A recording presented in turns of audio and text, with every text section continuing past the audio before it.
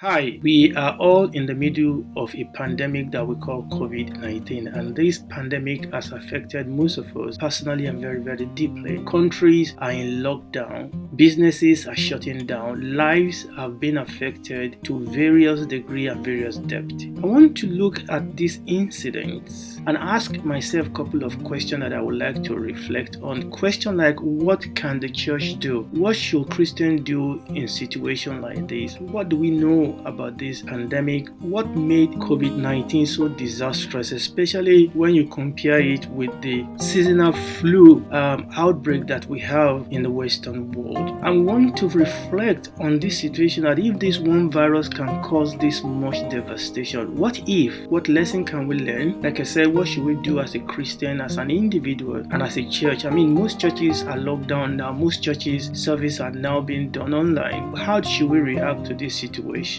What should be our attitude? And also, how should we pray in situations like this? So these are some of the questions that we're going to be reflecting on by the grace of God. So by the grace of God, sometime this week, I will start posting some of this reflection online, and I will let you know when that is going to be. So please join me, and God bless you. Shalom.